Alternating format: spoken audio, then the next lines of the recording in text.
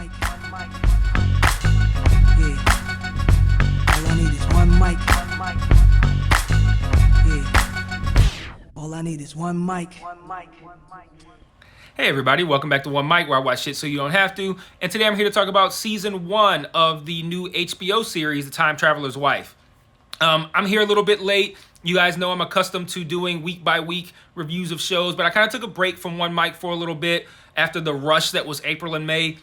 I've only been covering The Boys as of late, but I kind of wanted to take a break and prepare myself to get these videos out for these things that I've been watching that I want to talk about, and then to also prepare for the upcoming slate of things like Westworld, the second half of Better Call Saul, the second half of Stranger Things, like all of that kind of stuff, right? So now that time is coming to a close, I'm preparing these videos of these shows that I've watched over the course of the past couple months that I didn't have time to cover week by week, but that I still want to get out here and talk about, just to have the digital footprint exist of me talking about this show and noting that I've seen it, so that way it can just be documented. And if anybody comes along who is already a fan of this channel and is like, oh shit, I was wondering about that show, here you go. So the reason I want to talk about this show is because while it made there were several moments throughout this season of this show, I think it was 6 episodes, where I thought a better show would have done that a little bit differently. And I'm not going to get into specifics, because if I was doing week by week, I would have gotten into specifics. But since I was just kind of giving like a bare bones, mostly non-spoiler review of this season, I don't want to get into the specifics. But there were moments where I thought, okay, a better show would have done that a little bit differently.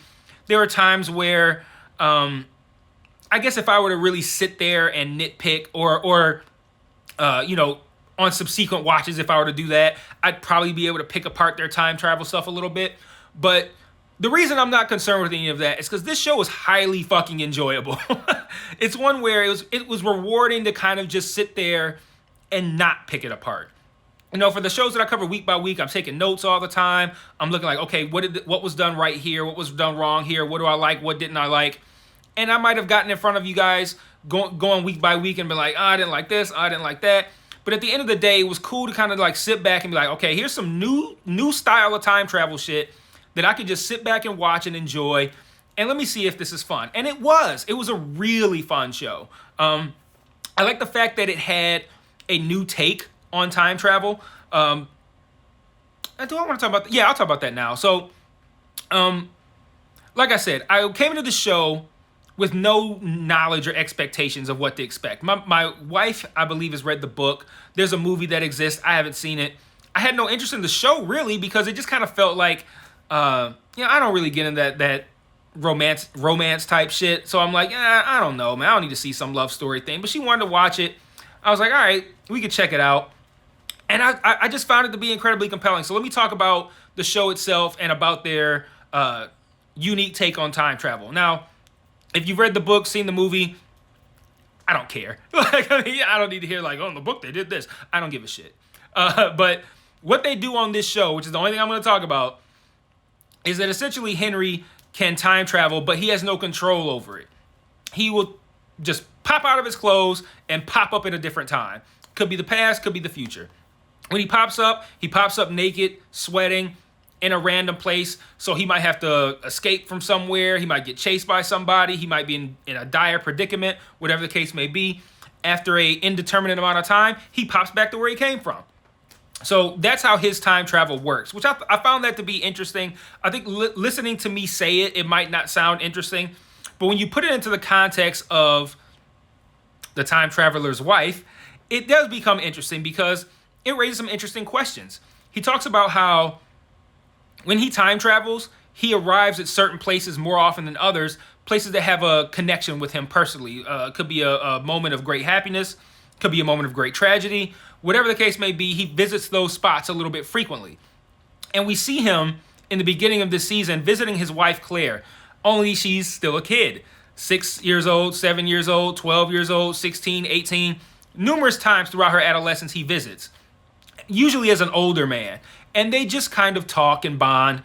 And the show raises interesting questions of grooming, because if you know that this person is going to be your wife and you go back in time and you're just like being friendly with them, it's almost could be argued that you are creating that future for yourself rather than going back in the past and just kind of like dictating it to someone. Because it's like, okay, if he never went back there, and mind you, he has no control over it, but just say hypothetically, if he never went back there and Claire just grew up without having been visited by the future, mature, handsome, slightly gray, calming version of him throughout her entire adolescence, that's when she fell in love with him. So if he had never gone back there, would she have ever fell in love with him? Who knows? But again, that's the kind of conversations that this show can spark. But Claire, like I said, is his wife, and he visits her out of his control while she's growing up. And we see a lot of these scenes. And I think the show handled the concept of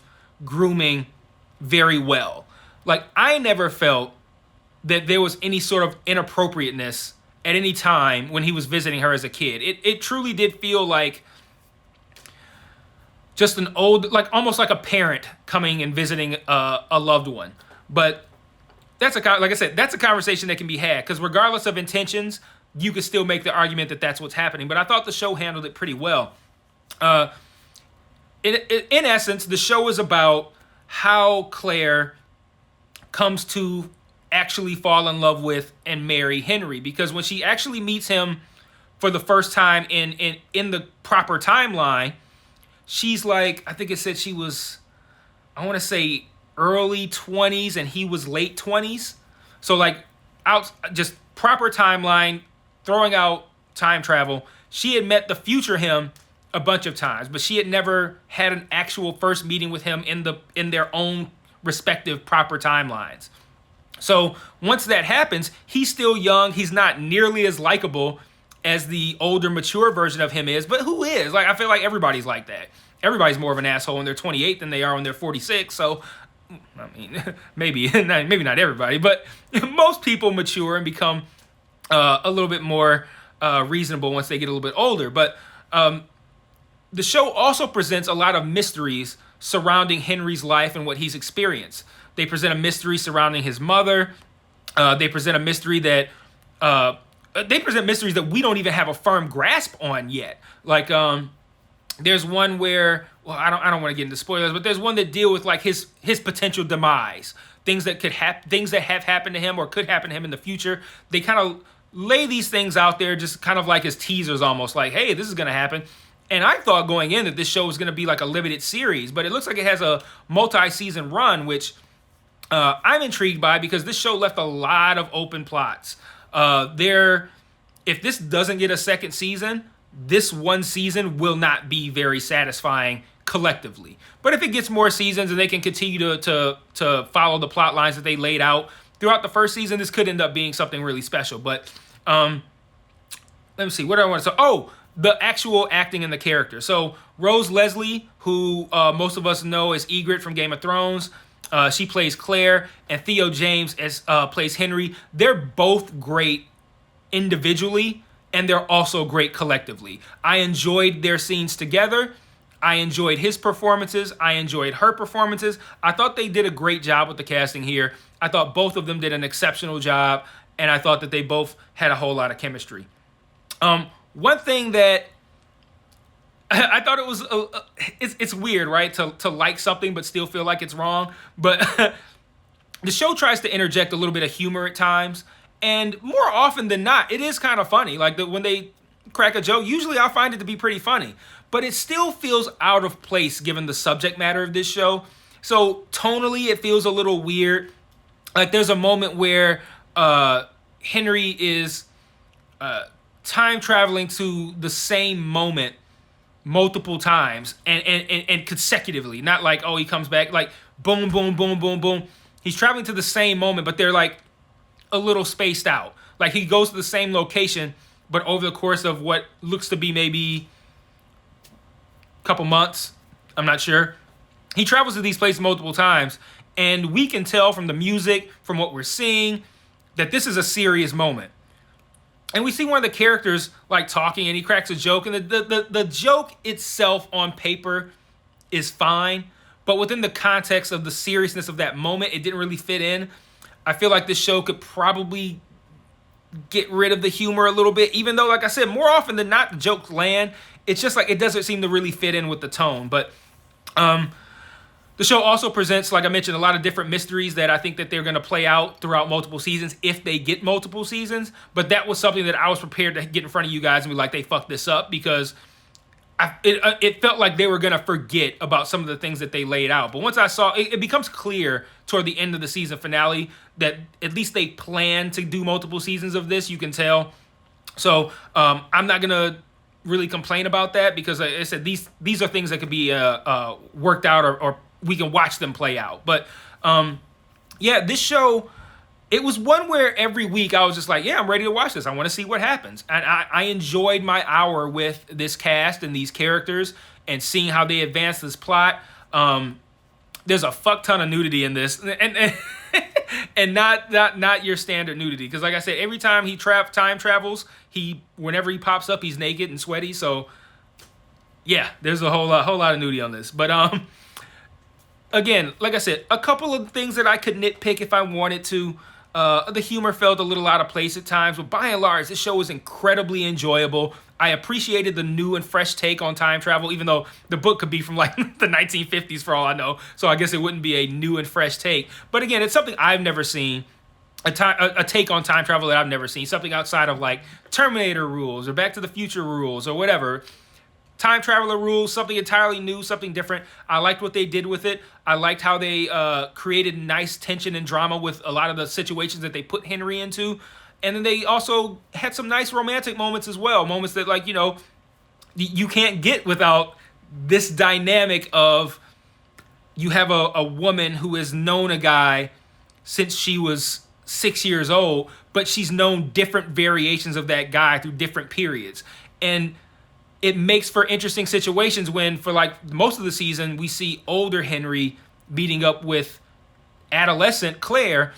But what about when now Claire is like 28, 30 years old, and now she's coming across, say, 28-year-old Henry, or she's even older and coming across a younger Henry. Like there's a moment late in the season where they tell you the whole time the ages, but the problem is that it happens so often and it gets so mixed up you can't remember what age each person was in each scene. But there's a scene that takes place, I would say, in the future from our timeline, with a Henry and a Claire that are probably, I would say, in their late 30s for her, early 40s for him. And then she ends up coming across the 28-year-old Henry. And that makes for an interesting dynamic too. So they do a whole lot of interesting things with his ability to go back and forth in time and at different ages. So like really cool stuff if you're into the kind of time travel thing. It does scratch that itch. So it's not all about, you know, mushy, gooey love stuff. It is about that to a degree, but that's nowhere near, I think, the biggest takeaway or the most enjoyment that you can get out of it. If you're somebody who's into that, you can get your fill of that here. But if you're somebody who's into time travel stuff, sci-fi, or you're into just really dramatic plot and exciting stuff happening, you can get your fill of that here too. So I found this show to be really enjoyable. If it does get a second season, I will absolutely be back here covering every episode week to week. So that's my thoughts on this show, my non-spoilery thoughts. If you want to get into spoilers in the comments, feel free. We can talk about it. Let me know what you think. And if we get a season 2, I will see you guys then. Peace.